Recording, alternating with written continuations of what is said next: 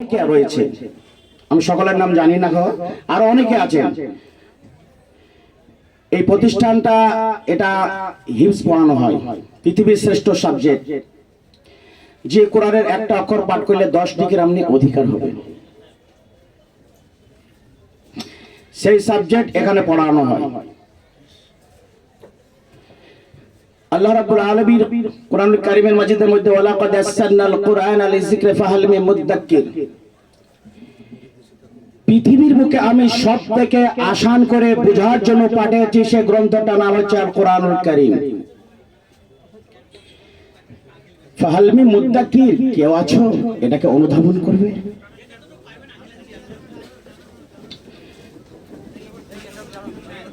হাদিসের মধ্যে বিশ্ব নবী জনাবে রাসূলুল্লাহ সাল্লাল্লাহু আলাইহি ওয়াসাল্লাম عن عثمان رضي الله عنه قال قال رسول الله صلى الله عليه وسلم خيركم من تعلم القرآن وعلمه। এই হাদিসের বর্ণনাকারী হচ্ছেন মুসলিম জাহানের তৃতীয় খলিফা উসমান রাদিয়াল্লাহু আনহু। তিনি বলেন আল্লাহর নবী জনাবে রাসূলুল্লাহ সাল্লাল্লাহু আলাইহি ওয়াসাল্লাম হাদিসের মধ্যে বলেছেন, তোমাদের মধ্যে শ্রেষ্ঠ ওই ব্যক্তি, তোমাদের মধ্যে শ্রেষ্ঠ ওই ব্যক্তি, উত্তম ওই ব্যক্তি যে নিজে কোরআন পাঠ করে, নিজে কোরআন পাঠ করে আর অপরকে শিক্ষা দেয়। এটা কার কথা? পৃথিবীর শ্রেষ্ঠ মানুষের কথা। সব থেকে দূরদর্শী নেতা, সব থেকে চিন্তা ভাবনা করার নেতা। তিনার কত চিন্তা ভাবনা! আমরা হয়তো মানুষ ম্যান হিসেবে আমাদের কাছে অনেক কিছু হয়, আমার কাছে কোনো একটা কেউ যদি কোনো জিনিসের অভিযোগ করে কিংবা কোনো জিনিসের কথা বলে, আমরা মানুষ হিসেবে অনেক সময় রেগে যাই। একটা ঘটনার কথা আমরা মনে পড়ে গেল যে আল্লাহ রাসূল জনাবে রাসূলুল্লাহ সাল্লামের কাছে একজন যুবক, তিনার চিন্তা ভাবনা দেখেন, তিনার দূরদর্শিতা দেখেন। ওই দূরদর্শিতা যদি আমাদের মধ্যে থাকে সমাজে, তো মানুষ কিন্তু অনেক শুধরে যাবে, কিন্তু আমাদের দূরদর্শিতা না থাকার কারণে অনেকটা হয়তো সমস্যা তৈরি হচ্ছে। একজন যুবক আল্লাহ নবীর কাছে এসে বলছে, ইয়া রাসূলুল্লাহ, আপনি আমাকে জিনা করার অনুমতি দেন। কিসের অনুমতি? জিনা করার অনুমতি। এ কথা যদি আমার কাছে কেউ চায়, আপনার কাছে কেউ চায়, আপনি রেগে হয়তো এক থাপ্পড় আগে মেরেই দিবেন। তো সাহাবা কিরাম উত্তেজিত হয়েছিলেন, ইয়া রাসূলুল্লাহ। তবে সাহাবা কিরামদের মধ্যে একটা বৈশিষ্ট্য ছিল, নেতার বিনা পারমিশনে কোনো কাজ করতেন। যে কোনো কাজ নেতার আনুগত্য করতেন, নেতার কাছে পারমিশন চাইতেন, ইয়া রাসূলুল্লাহ আপনি অনুমতি দেন এই এই কাজের জন্য, এই কাজ আমি করব। তো সাহাবা কিরামরা উত্তেজিত হয় বলে, ইয়া রাসূলুল্লাহ জিনার পারমিশন চাইছে, একবার অনুমতি দেন, একে আমরা ব্যবস্থা নিচ্ছি এর বিরুদ্ধে। আল্লাহ রাসূল কি বললেন? একটু ধৈর্য ধারণ করো, এর রেজাল্ট ফলাফল অতি সত্বর তোমরা দেখে নেবে। ওই যুবক এবার আল্লাহ রাসূল কি বলতে শুরু করে দিলেন, হে যুবক, তুমি জিনার পারমিশন আমার কাছে চাইছো, তোমার কি কোনো বোন আছে? ওই যুবক বলল, ইয়া রাসূল আমার বোন আছে। তোমার মা আছে, তোমার খালা আছে, তোমার ফুফু আছে, একের পর এক বলো। তোমার বোনের সঙ্গে যদি কেউ কোনো যুবক ব্যভিচার করতে চায়, ব্যভিচার করে, এটা তোমার কিরকম মনে হবে? ইয়া রাসূলুল্লাহ যদি আমার বোনের সঙ্গে কেউ ব্যভিচার করে, এটা আমি সহ্য করতে পারবো না, এটা সহ্যের বাইরে, এটা অসম্ভব। তোমার ফুফুর সাথে যদি, তোমার খালার সাথে যদি, তোমার মায়ের সাথে যদি, ইয়া রাসূলুল্লাহ এটা আমি সহ্য করতে পারবো না। তো আল্লাহ রাসূল কত সুন্দর তাকে ধারণা দিচ্ছেন, দেখেন, যারা দূরদর্শিতা দেখেন। হে যুবক, তুমি যার সাথে ব্যভিচার করবে, যার অনুমতি চাইছো, সে তো কাউরে বোন হবে, সে তো কাউরে খালা হবে, কেউ তো কাউরে ফুপু হবে, সে তো কাউরে মা হবে। এ কথা বলার পর যুবকের মস্তিষ্কে ঢুকে গেল কথাটা।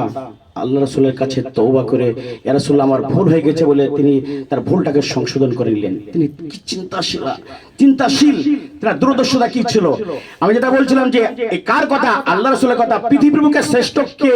যে কোরআন তেলাওয়াত করে এবং অপরকে শিক্ষা, যে নিজে শিখে এবং অপরকে শিক্ষা দেয়, একে শ্রেষ্ঠত্ব বলা যায়। সেই প্রতিষ্ঠান, এই প্রতিষ্ঠান, এই যে বাচ্চা দুটো কোরআন তেলাওয়াত করলো মাশাআল্লাহ খুব ভালো। এর থেকে যারা খুব সুন্দর আওয়াজে কোরআন তেলাওয়াত করে, মানুষের মনটা গলে যায়, যায় কি যায় না? মানুষের মনটা গলে যায়। মক্কার আল্লাহ রাসূলের যারা জানি দুশমন ছিলেন, আবু জেহেল, উতবা, শাইবা, তেলাওয়াত শোনার প্রতি পাবন্দি লাগিয়ে দিল, তবু রাতের অন্ধকারে কার তেলাওয়াত শুনতে যেতেন? বিশ্বের শ্রেষ্ঠ মানুষ জনাবে রাসূলুল্লাহ সাল্লাল্লাহু আলাইহি ওয়াসাল্লামের। গভীর রাত্রিতে বসে নয়, এই যে চেয়ার দেওয়া হয়েছে আপনাকে সুন্দর বসার জন্য, এরকম বসে বসে নয়, দাঁড়িয়ে দাঁড়িয়ে, যে রাত্রিটা আরামের জন্য আরামকে হারাম করে দিয়ে গভীর রাত্রিতে যখন আল্লাহর নবী জনাবে রাসূলুল্লাহ সাল্লাল্লাহু আলাইহি ওয়াসাল্লাম তেলাওয়াত করতে শুরু করে দিতেন, ওই তেলাওয়াতের যে মাধুর্য মজা পেয়েছিলেন, সেই তেলাওয়াত শোনার জন্য মক্কার যারা জানি দুশমন, যারা কাফের, তারাও যে শুনতেন। সম্মানের পদ্ধতি সেই কোরআন এখানে শিক্ষা দেওয়া হয়। যে কোরআন, সেই কোরআন হিফজখানাটা করা যায় সেই কোরআন শিক্ষা দেওয়ার জন্য। আপনারা 2022 সালে বিশ্বকাপে যে কোরআন তেলাওয়াত করছে গানি মোহাম্মদ আল মুক্তা, কোরআন তেলাওয়াত উদ্বোধনী হয়েছিল। এবার বলার উদ্দেশ্য হচ্ছে, এই যে কোরআন যে তেলাওয়াত করেছিলেন যে গানি মোহাম্মদ আল মুক্তা, এই তেলাওয়াতে কোরআনের মাধুর্য এশিয়া মহাদেশের অনেকের চোখে পানি এসেছিল, অনেকের চোখে পানি এসেছিল। এই গানি মোহাম্মদ আল মুক্তা যখন মায়ের পেটে যখন ছিলেন, বিশেষজ্ঞ ডাক্তাররা পরামর্শ দিয়েছিলেন। কি পরামর্শ? যে বাচ্চা মায়ের পেটে আছে বিকলাঙ্গ, দুটো পা নাই, ডাক্তাররা পরামর্শ দিয়েছিলেন। কি পরামর্শ দিয়েছিলেন? যে গর্ভপাত করার জন্য। স্বামী স্ত্রী উভয় চিন্তা ভাবনা করলেন যে না, আল্লাহ রাব্বুল আলামিন যেটাই নির্ধারণ করেছেন আমাদের জন্য সেটাই মেনে নেওয়াটাই হচ্ছে বুদ্ধিমান পরিচয় হবে। কিন্তু স্বামী স্ত্রী ডাক্তারের, বিশেষজ্ঞ ডাক্তারের কথা না শুনে আল্লাহ রাব্বুল আলামিনের প্রতি তাওয়াক্কুল, ভরসা রেখে যে আমাদের যে সন্তান আল্লাহ রাব্বুল আলামিন আমাদেরকে পৃথিবীতে দিবেন, এটাই আমাদের মাথা পেতে মেনে নেওয়া, এটাই আমাদের জন্য সব থেকে সফলতা হবে। সেই গানি মোহাম্মদ আল মুক্তা 2022 সালে কোরআন তেলাওয়াত করে অনেক শিক্ষা দিয়েছিলেন। সম্মানের উপস্থিতি, বলার উদ্দেশ্য হচ্ছে এটাই, আজকে যে হিলফুল ফজল হিফজ মাদ্রাসা, এই মাদ্রাসার এটা হিফজ, এখানে 30 পারা কোরআনের হিফজ করানো হয়। এটা পৃথিবীর শ্রেষ্ঠ সাবজেক্ট। যে কোরআনের একটা অক্ষর পাঠ করলে 10 নেকির অধিকার হবে। অনেক বাংলার টিচার আছেন, অনেক জ্ঞানী গুণী এখানে ব্যক্তিত্ব আছেন। একটা শিক্ষক বলতে পারবে না যে প্রাইমারি স্কুলে এতদিন থেকে আমি পড়াচ্ছি যে অমুক বইটা আমার হুবহু মুখস্থ আছে, কেউ বলতে পারবে না, আশা করি বলতে পারবে না। কিন্তু 30 পারা কোরআন পৃথিবীর বুকে হাজার হাজার কোটি কোটি ছেলে মেয়েদের কম্পিউটার মস্তিষ্কের মধ্যে ঢোকানো আছে। এটা কার দয়াতে? এটা বলেন তো। আল্লাহ রাব্বুল আলামিনের দয়াতে যে পুরো এত পুরো মোটা কিতাব, একটা বই হুবহু লাইন বাই লাইন, এমন এমন হাফেজ আছে আপনাকে যেখানে যে ওই শব্দটা কতবার কোন জায়গাতে আছে, তা সেই প্রতিষ্ঠান, যে প্রতিষ্ঠানের একটা অক্ষর, যে কোরআনের একটা অক্ষর পাঠ করে ইবনে মাসউদিন আনিন নবী সাল্লাল্লাহু আলাইহি ওয়াসাল্লাম মান কারা হারফান মিন কিতাবিল্লাহ ফালাহু হাসানা ওয়াল হাসানাতু বিআশরামসালিহা। যদি কোনো আল্লাহর বান্দা কিংবা আল্লাহর বান্দি কোরআনের একটা অক্ষর পাঠ করে, একটা অক্ষর পাঠ করার কারণে একের তা আল্লাহ রাব্বুল আলামিন তার আমলনামাতে 10 নেকি লিখে দেবেন। বলেন সুবহানাল্লাহ। দুঃখজনক হলে সত্য, দুঃখজনক হলে সত্য, এই কোরআনটা আমরা যদি পার্সেন্টে করি, তা আমরা 80% মানুষই আমরা কোরআন পড়া জানি না। তারপর পার্সেন্ট যদি করে আমরা কোরআন বুঝে আমরা কোরআন তেলাওয়াত করা জানি না। তাই আপনাদের কাছে যে সমস্ত, হয়তো এখানে আশা করি যারা এসেছেন সকলেই জানেন বলে মনে করি, যদি কোরআন তেলাওয়াত কেউ না জানেন, ভাইজান এটা আপনার উপর এটা কর্তব্য, এটা যে কোরআন আপনাকে পড়া শিখতে হবে। কেন? আপনি বিভিন্ন রকমের রাজমিস্ত্রি, ভালো আপনি মিস্ত্রি হয়েছেন, চতুর মিস্ত্রি হয়েছেন, অমক মিস্ত্রি হয়েছেন, আপনি বিভিন্ন মাঠে কাজকর্ম বিভিন্ন দিক দিয়ে পারদর্শী হয়েছেন, কিন্তু এই কিতাবটা কেন পারবেন না? অথচ আল্লাহ রাব্বুল আলামিন বলছেন কি, পৃথিবীর বুকে আসান করে পাঠিয়েছি যার নাম হচ্ছে কোরআন মাজিদ, বুঝার জন্য, পড়ার জন্য সহজ করে পাঠানো হয়েছে। অতএব এটার দিকে একটু আমাদেরকে দৃষ্টি আকর্ষণ, আমাদেরকে একটু পড়ার চিন্তা ভাবনা অবশ্যই করতে হবে। আজকে যে আমার মূল যে কথা বলার উদ্দেশ্য, আজ আমরা পৃথিবীর বুকে ছিলাম না, আমরা এসেছি এই দুনিয়া থেকে, আমাদেরকে যেতে হবে। এটা সকলে তো আমরা একমত, তো যেতে হবে। এটা আসার সিরিয়াল আছে কিন্তু যাওয়ার কোনো সিরিয়াল নাই। আজ মরে গেলে কাল 2 দিন হয়ে যাবে। সম্মানের উপস্থিতি, অতএব সেদিকে লক্ষ্য রেখে আমরা দুনিয়াবী জীবনকে অগ্রাধিকার দিতে শুরু করেছি। আজ পরকাল থেকে আমরা একেবারে উদাসীন, পরকালকে একেবারে আমরা ভুলে বসছি। না, আমাদেরকে আল্লাহ রাব্বুল আলামিন সূরা আলাদা বলছে বাল তুসিরুনাল হায়াতাদ দুনিয়া ওয়াল আখিরাতু খায়রু আবকা। আল্লাহ রাব্বুল আলামিন বলছে বান্দা, তোমরা পার্থিব জীবনকে অগ্রাধিকার দিয়ে থাকো, তোমার পার্থিব জীবনকে, এই দুনিয়াবি জিন্দেগিকে, দুনিয়ার জীবনটাকে অগ্রাধিকার দিয়ে থাকো। অথচ পরকাল সেটা হচ্ছে উত্তম, শুধু উত্তম নয়, চিরস্থায়ী বলা হয়েছে। পৃথিবী আর পরকালের উদাহরণ সমুদ্রের অঢেল পানি, সে অঢেল পানি থেকে যদি একটা ফোঁটা পানি তুলে নেন, তা পৃথিবীতে ওই সমুদ্রের পানি আপনার কমলো কি কমলো না সেটা নয়, এক ফোঁটা পানি, পৃথিবীটা হচ্ছে এক ফোঁটা পানি নেয়, আর পরকালটা হচ্ছে অঢেল পানি। তাহলে আপনি কাকে অগ্রাধিকার দেবেন? যদি এখানে জিজ্ঞেস করা হয় তা সকলে একমত হবেন জি মৌলানা সাহেব, যে আমাদেরকে পরকালকে অগ্রাধিকার দিতে হবে। কিন্তু পরকালকে অগ্রাধিকার দিতে হবে এটাই কথা পর্যন্ত, কিন্তু কার্যকলাপ দিয়ে বাস্তবে আমরা রূপ দিতে পারছি না। আজ আমরা দুনিয়ার ভালোবাসাই পড়ে, কি মৌলানা সাহেব বলেন, কি হাজী সাহেব বলেন, মাস্টার বলেন, ডাক্তার বলেন, সকলেই আজ আমরা দুনিয়া দুনিয়া করে আমরা দুনিয়ার পেছনে আমরা ছুটছি।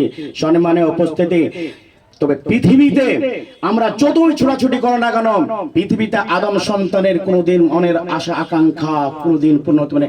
ওয়ান ইবনে আব্বাসিন আনিন নবী সাল্লাল্লাহু আলাইহি ওয়াসাল্লাম লাউ কানা লি ইবনে আদম ওয়াদিয়ান মিন মালি লাবতাগা ওয়াদিয়ান সালিসা লা আমলাউ জাওফা ইবনে আদম ইল্লা তুরাব। হাদিসের বর্ণনাকারী হচ্ছেন ইবনে আব্বাস, তিনি বলেন আল্লাহর নবী জনাবে রাসূলুল্লাহ সাল্লাল্লাহু আলাইহি সাল্লাম হাদিসের মধ্যে বলেছেন, আদম সন্তানকে যদি দুটো সোনার পাহাড় দেওয়া হয়, সোনার পাহাড়, এক ভরি সোনার দাম কত বলে, দুটো সোনার বিশাল পাহাড় দেওয়া হয়েছে, তৃতীয় পাহাড় যদি অনেক দূরে রেখে দেওয়া হয়, তো আদম সন্তান এটাই চিন্তা ভাবনা করবে যে দুটো সোনার পাহাড় পেয়ে গেছে, আর আমার কোনো প্রয়োজন নাই, ওই পাহাড়টা আর দরকার নাই। এটা কিন্তু আমরা ভাববো না, ওই তৃতীয় পাহাড়টা আমার আয়ত্তে কি করে আসবে, আমার হাতের কবজাতে কি করে আসবে, এটাই ভাবনা চিন্তা করে ওই পাহাড়টাকে অর্জন করার পিছনে আমরা ছুটবো। আল্লাহ রাসূল বলছেন লা ইয়ামলাউ জাওফা ইবনে আদম ইল্লা তুরাব, আদম সন্তানের পৃথিবীর বুকে তার মনের আশা আকাঙ্ক্ষা মিটতে পারে যতক্ষণ পর্যন্ত দুনিয়া ছেড়ে অন্ধকার কবরে না যাবে। সম্মানের উপস্থিতি, আজ আমরা এই পৃথিবীর ভালোবাসায়, দুনিয়ার ভালোবাসায়, মাল মহব্বতের ভালোবাসায় পিছনে আজ আমরা ছুটছি। বলেন তো, এই পৃথিবীর তে বাপ বেঁচে থাকতে ছেলে ওই ধন সম্পদের ওয়ারিস হয় না, কিন্তু দুঃখজনক হলে সত্য, আজকে পিতামাতা জীবিত অবস্থায় কিন্তু ভাগ করে দিচ্ছে। তো জীবিত অবস্থায় ভাগ করে দিচ্ছে, তো অনেকের যে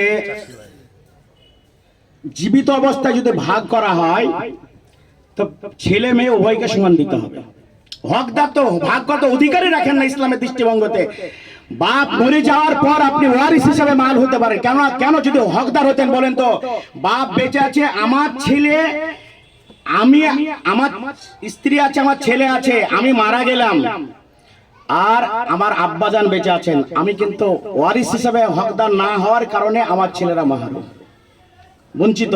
সেই জন্য দাদুকে বলা হয়েছে, কি বলা হয়েছে, তোমাকে ইনসাফ করতে হবে। এখানে তার অগ্নি পরীক্ষা, দাদুর পরীক্ষা, তাকে আপনাকে ওই সম্পদের কিছু দিয়ে তাকে ইনসাফ করতে হবে, তাকে আপনাকে দিতে হবে। কিন্তু আবেগে অনেকে দেখেছি বলে যে আমার দাদুর লাঠিকে দিব, অমক করবো, কিছুদিন পার যখন হয়ে যায় তখন আর কিন্তু ভুলে যায়। অধিকাংশ দেখা গেছে, আমি যেটা বলছিলাম আজকে, যে ব্যাধির মধ্যে বড় ব্যাধি এটা চলে আসছে, ছেলে মেয়েকে লিখে দেওয়া। অনেকে বলছে মৌলানা সাহেব আমার আব্বা ছেলেদেরকে সব লিখে দিল, আর আমাদেরকে এমন একটা জমি দিল যে জমিটা কাগজ হচ্ছে ঠিক নাই, ঠিক নাই, বলতে যাচ্ছি তা বলছে যা দিচ্ছে ওটাই তুমি নিয়ে নাও, না এটা নয়।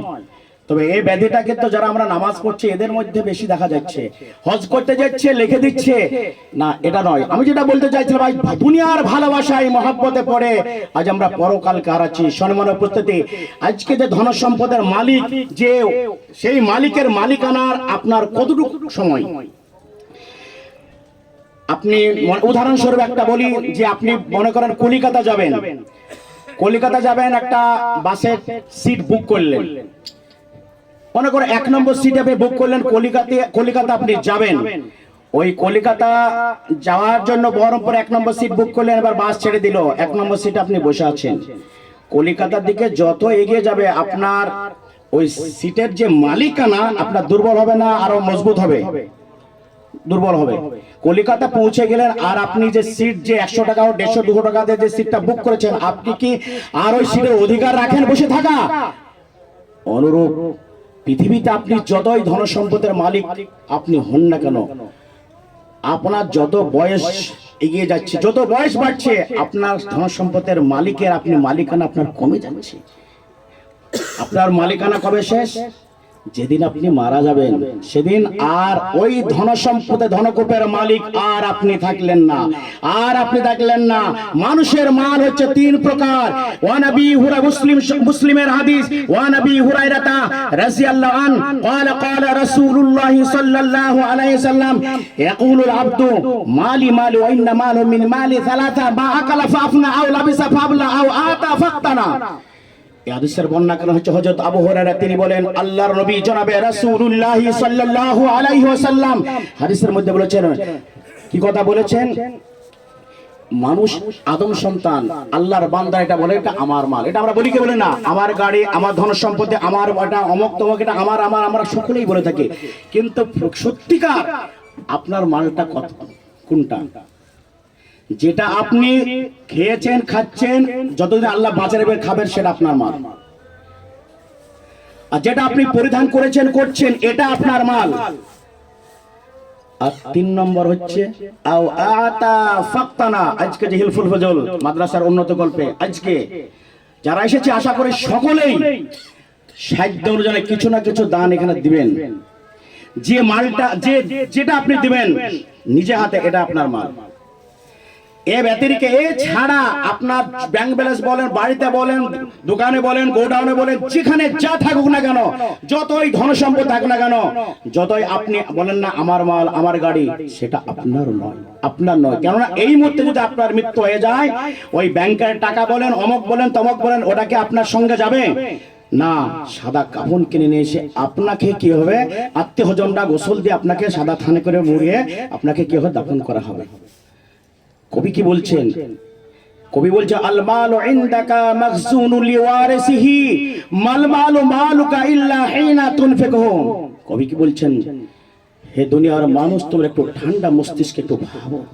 কি ভাবো? যে মালটা তুমি গচ্ছিত করে রেখেছো, গুনে গুনে রেখেছো, ব্যাংকে বলো, বাড়িতে বলো, যেখানেই থাকো না কেন, জমা করে রেখেছো, এই মাল তো তোমার মাল নয়, তোমার নয়, তোমার ওয়ারিসের মাল। আল মালু ইনদাকা মাখজুনুন, এটা যেটা গচ্ছিত করেছেন, ওয়ারিসের মাল। তোমার মালটা কোনটা? মাল মালু মালুকা ইল্লা হিনা তুনফিকুহু। তোমার মালটা ওটাই যেটা তুমি নিজে হাতে যেটা তুমি খরচ করছো, সেটাই তোমার মাল। এছাড়া যতই আপনি বলেন আমার আমার সম্মানে উপস্থিতি, ওটা আপনার মাল নয়।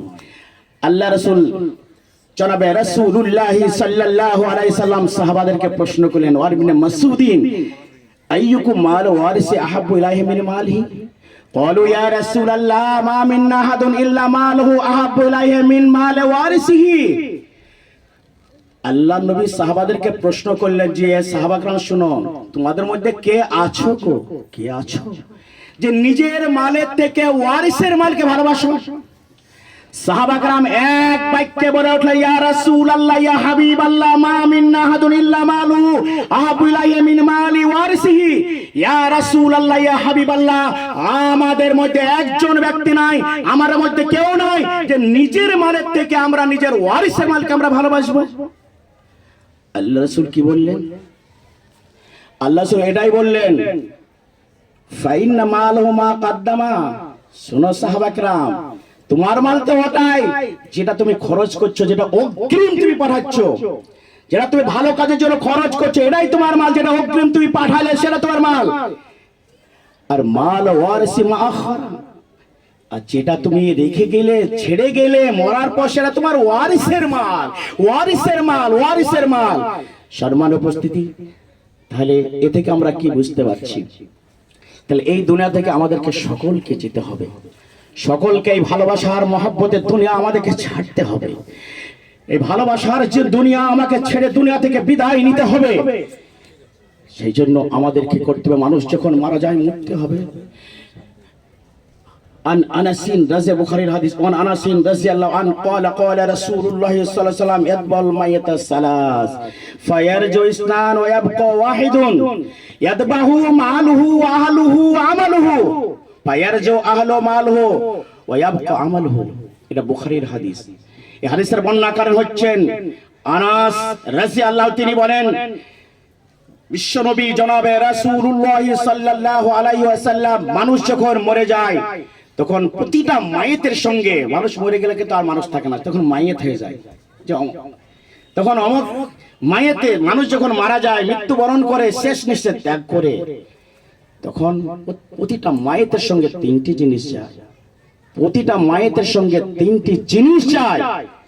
ফায়ারজু ইসনান, দুটো জিনিস অলরেডি ফিরে চলে আসে। ওয়ায়াবকা ওয়াহিদুন, একটা বাকি থেকে যায়। ফায়াতবু আহলুহু ওয়া মালুহু ওয়া আমালুহু, মায়েতের সঙ্গে তার আহাল পরিবার পরিজন যায়, তার কি যায়, মাল যায়। যে খাটটা ওটাও তো মাল, যে কবর কাটা যারা খড় নিয়ে যায় সেটাও তো মাল, আর ওর সঙ্গে জিনিসগুলো যে ব্যবহার করে ওটাও মাল। আর আমলটা যায়, সে আমল খারাপ হোক আর ভালো হোক। সৎ আমল হলে, ভালো আমল হলে সেদিন রেহাই পরিত্রাণ। ভালো আমল যদি হয়, ভালো ডান হাতে যদি আমল পাওয়া যায়, তখন এক অপরকে দেখানোর জন্য বলবে যে পড়ো আমার আমলটা, দেখো দেখো দেখো দেখো দেখো। মাধ্যমিক রেজাল্ট যদি হয় ভালো, উচ্চ মাধ্যমিক রেজাল্ট যদি ভালো হয়, কে বলবে ভাই চাচা স্যারকে বলে স্যার আমি অঙ্কতে অমুক নাম্বার পেয়েছি, 100তে 100 পেয়েছি, 99 পেয়েছি। যে ছেলেটা 0 পেয়েছে, 10 পেয়েছে, ফেল হয়েছে, সে কি দেখাবে? সেম একই অবস্থা যার আমলনামা ডান হাতে দেওয়া হবে, সে বলবে, কি বলবে, চাচা আমার আমলটা পড়েন, একবার পড়ে দেখেন দেখেন দেখেন দেখেন। সেদিন তার জন্য কত সৌভাগ্য হবে, কত সৌভাগ্য যার আমলনামা ডান হাতে হবে। আর যার আমলনামা বাম হাতে দেওয়া হবে, সে কি বলবে, হায় আফসোস, আমার আমলনামা যদি আমাকে না দেওয়া হতো, আমার হিসাব নিকাশের সম্মুখে যদি আমাকে না দেওয়া হতো, না করানো হতো, তাহলে আমার জন্য এটাই উত্তম হতো। সম্মানের উপস্থিতি, আমি যেটা বলছিলাম, মায়েতের সঙ্গে তাহলে দুটো জিনিস ফিরে চলে আসে আর একটা জিনিস থেকে যায়, সেটা হচ্ছে আমল।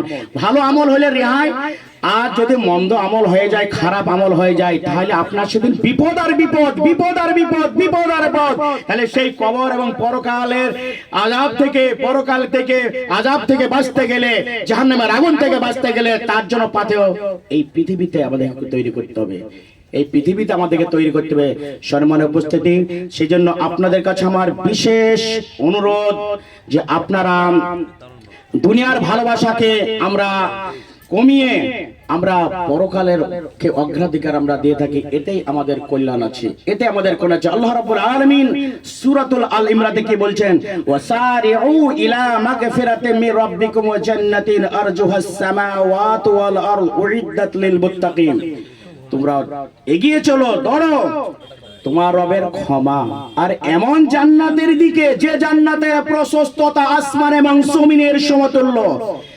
আল্লাহ রাব্বুল আলামিন বলেন উইদ্দাতিল লিল মুত্তাকিন, জান্নাত কাদের জন্য? আল্লাহ ভীতি যাদের হৃদয়ের মধ্যে রয়েছে, আল্লাহর ভয় যাদের মধ্যে রয়েছে, আল্লাহর ভয় যাদের অন্তরের মধ্যে রয়েছে। আল্লাহর ভয়, আল্লাহর ভয়। আমির আল মুমিনিন উমর ফারুক রাদিয়াল্লাহু আনহু, তিনি মাঝে সময় সময় তিনি পরীক্ষা নিরীক্ষা করতেন। আল্লাহ ভীতি কাকে বলে? যে রাখাল পাহাড়ি এলাকা দিয়ে চলে যাচ্ছেন, যেতে যেতে একটা রাখাল কি কাছে দাঁড়ালেন, তাকে পরীক্ষা নিরীক্ষা করার আসল উদ্দেশ্য। রাখালকে বলতে শুরু করলেন একটা ছাগলের দরকার, ওই টাকাটা। রাখাল বলছে না, আমি তো রাখাল, আমি তো আমার মালিকের ছাগল আমি দিতে পারি না। আমির আল মুমিনিন বলছে, আরে বাড়ি গিয়ে বলবে, বলছে আমার একটা ছাগল খেয়েছে, বাঘে খেয়ে নিয়েছে। রাখাল হলে কত তাৎপর্যপূর্ণ অ্যান্সার, উত্তর দেখেন। আমি যদি আমার মনিবকে বলি যে একটা ছাগল বাঘে খেয়ে নিয়েছে, বিশ্বাস করে নিবে। আমি যদি আমার মনিবকে বলি একটা ছাগল বাঘে খেয়ে নিয়েছে, আমার মনিব আমার প্রতি এটা বিশ্বাস করে নিবে, আমাকে কিছু বলবে না। কিন্তু যিনি মনিবের যিনি আল্লাহ সারা পৃথিবী যার হাতে রয়েছে, যেদিন সমস্ত কিছু আমলনামা আল্লাহ রাব্বুল আলামিন দেখাবেন, তিনার হাতে আসল সেদিন বিচার হবে। আজকে আমরা বিচার করতে গেলে কি করে ব্যাপারটা জেনে নেই, সেদিন কারোর কাছে জানার দরকার হবে না। সেদিন আল্লাহ রাব্বুল আলামিন সবকিছুই জানেন, সবকিছুই জানেন। অন্তরে আমরা প্রকাশ্যভাবে যেগুলো বলছি সেগুলো তো জানেনই, অন্তরের মধ্যে ওয়াসিরু কাউলাকুম আবিজহারু বি ইন্নাহু আলিমুন বিদাতিস সুদূর। আল্লাহ রাব্বুল আলামিন বলছে, বান্দা তুমি প্রকাশ্য হবে, জোরে আস্তে যেভাবেই তুমি বলছো সেগুলো তো আমি জানি। বান্দা শোনো, আমি তোমার অন্তরের মধ্যে কি কথা যাইছে সেটা আমি জানি, সেটা আমি জানি। অন্তরের মধ্যে আমরা যেটা জানি না সেটা জানে কে? আল্লাহ রাব্বুল আলামিন। অতএব সেই আল্লাহর প্রতি তাওয়াক্কুল, ভরসা রেখে তাহলে উইদ্দাত, তাহলে একে বলে তাহলে কি হলো? এর নাম হচ্ছে ভয়। যে মনিব, যিনি আল্লাহ, যে মনিবের, যিনি মনিব, যে সারা পৃথিবী যার হাতে রয়েছে, যেদিন যার কাছে আমার লাইফের হিসাব দিতে হবে, সারা পৃথিবী মানুষকে হিসাব দিতে হবে, সেদিন আমি কার কি কথা উত্তর দেব, কি অ্যানসার দেব? তাহলে উইদ্দাত লিল মুত্তাকিন। আল্লাহ রাব্বুল আলামিন কি বললেন? আল্লাহ ভীতি যাদের হৃদয়ের মধ্যে রয়েছে তাদের জন্য আমি জান্নাতকে আমি তৈরি করেছি। যখন মক্কার মুশরিকরা বদর যুদ্ধের সময়, সেই পিরিয়ডে মক্কার মুশরিকরা মুসলমান এবং ইসলামকে শেষ করে দেওয়ার পরিকল্পনা নিয়ে মুসলিমরা অগ্রসর হয়েছিল, আল্লাহর নবী সাহাবা কিরামদেরকে উৎসাহিত করছিলেন, সাহাবা কুমু ইলাল জান্নাহ আরজুহাস সামাওয়াতু ওয়াল আরদ, সাহাবা কিরাম উঠো, এগিয়ে চলো এমন জান্নাতের দিকে যে জান্নাতের প্রশস্ততা আসমান এবং জমিনের সমতুল্য। একথা শোনার পর উমাইর বিন হুমাম আনসারী একজন সাহাবী, সে আল্লাহ রাসূলকে বলছেন, ইয়া রাসূলুল্লাহ, যে আমি যদি আল্লাহ রাস্তায় যদি শহীদ হই, হক বাতিলের লড়াই করতে গিয়ে যদি আমি মারা যাই, তাহলে কি আমি কি ওই জান্নাত আমি পাবো? আল্লাহ রাব্বুল আলামিন কি আমাকে ওই জান্নাত দিবেন? আল্লাহ রাসূল বলেন হ্যাঁ। এই হ্যাঁ কথাটা বলার সঙ্গে সঙ্গে একবারে সেকেন্ডের মধ্যে আনন্দে আত্মহারায় বাহবা, একবারে আনন্দে আত্মহারা হয়ে খুশি হতে আনন্দ আত্মহারা হয়ে গেলেন। আল্লাহ রাসূল বললেন যে উমাইর, কোন জিনিস তোমাকে এই বাগবাগ শব্দ বলতে উৎসাহিত করলো? কোন জিনিস, কোন কথা তোমাকে যে উৎসাহিত করলো? বাগবাগ, আহ, এই কথা তুমি বলতে তুমি উৎসাহিত হলে আনন্দ আত্মহারা হয়ে। ওই উমাইর বিন হুমাম আনসারী বলে উঠলেন, ইয়া রাসূলুল্লাহ, জান্নাতে যে কথা আপনি বলেন, জান্নাতের লালচা, জান্নাতের কথা যে আপনি বললেন তুমিও জান্নাতে যাবে যে এই কাজ যদি করো, তাহলে সেই কথাই আমাকে জান্নাতের জন্য উৎসাহিত করেছে। আল্লাহ রাব্বুল আলামিন উমাইর বিন হুমামকে সম্বোধন করে বলছে, উমাইর বিন হুমাম শোনো, আল্লাহ রাব্বুল আলামিন তোমার জন্য জান্নাতকে নির্ধারণ করেছে। সম্মানের উপস্থিতি, তাহলে আমাদেরকে সৎ কাজ করতে হবে, পরকালকে অগ্রাধিকার দিয়ে আমাদেরকে ভালো কাজের জন্য এগিয়ে আসতে হবে। তাই আমি আপনাদেরকে বলবো এটাই, যে আমি আমার বক্তব্য আমি বাড়াতে চাইছি না, এখন আমি এটাই বলতে চাই, বড় বড় শাইখগণ আছেন, মূল যে আকর্ষণ আমাদের যে বক্তা মূল আজকের যিনি তিনি আছেন, আরো অনেকে আছেন। আমি শেষ কথা আমি এটাই আপনাদেরকে বলতে চাই, আজকের যে উদ্দেশ্য আমরা এখানে এসেছি, কেন আমাদেরকে ডাকা হয়েছে সেটা আমরা সকলেই জানি, সকলেই আমরা বুঝেছি। শুধু আজ নয়, বিগত দিনে আপনারা এর আগে এসেছিলেন। তাই আপনাদেরকে আমি এটাই রিকোয়েস্ট করব, আপনারা আপনাদের ক্ষমতা অনুপাতে আপনারা যে জায়গাতে দান দেওয়ার সিরিয়াল আছে, যে জায়গাতে টেবিল আছে, সেই টেবিলে যতটুকু আপনি পারবেন, 100 হোক, 200 হোক, 500, 1000, 2000, যেটাই আপনার দ্বারা সম্ভাব্য দান দিয়ে আপনারা আশা করি সকলেই সহযোগিতা করবেন। কেননা এই প্রতিষ্ঠান ছিল না, এই প্রতিষ্ঠান আপনাদের দানে হয়েছে আর আল্লাহর দয়াতে। কি বলছেন? এই যে এটা হচ্ছে খাদ জায়গা ছিল, এটা তো খাদ জায়গা একটা, এখানে কোন ভেবেছিল এখানকার এলাকার মানুষ, আপনি ভেবেছেন যে এই জায়গাতে আসবো, কিন্তু আল্লাহর দয়া আপনাদের সকলেরই সহযোগিতাতে এই বিল্ডিং, দোতলা বিল্ডিং হয়েছে, 3 তলার এই যে কলম তোলা আছে, আপনাদেরকে দিতে হবে ইনশাআল্লাহ। তবে দিলে শুনেন, বড় লোক হতে গেলে কিংবা এগিয়ে যেতে গেলে আপনাকে স্বাচ্ছল্য দিতে গেলে হতে গেলে আপনাকে উদারতা, দানের উদারতা, হাতকে বাড়াতে হবে, দানের উদারতা আপনাকে বাড়াতে হবে। আরবের একটা ঘটনা পড়েছিলাম যে খুব পরিষ্কার ফ্যামিলি, একবার পরিষ্কার ফ্যামিলি, তাদের কিন্তু সংসারে খুবই অভাব, খুবই অভাব, সংসার চলেই না, এত অভাব, এত অভাব। তো স্বামী স্ত্রী পরামর্শ করছেন, আমরা এত আমাদের সংসারে অনটন অভাব কেন? স্ত্রী স্বামীকে বলছে, স্বামী যান, যারা জ্ঞানী গুণী বিশেষজ্ঞ, যারা আল্লাহওয়ালা ব্যক্তি, তাদের কাছে একটু পরামর্শ নেন না, তাদের কাছে একটু কথাটা আমাদের বলেন না, একটু ব্যক্ত করেন না, তাদের কাছে একটু কি করলে আমাদের সচ্ছলতা ফিরে যাইবে।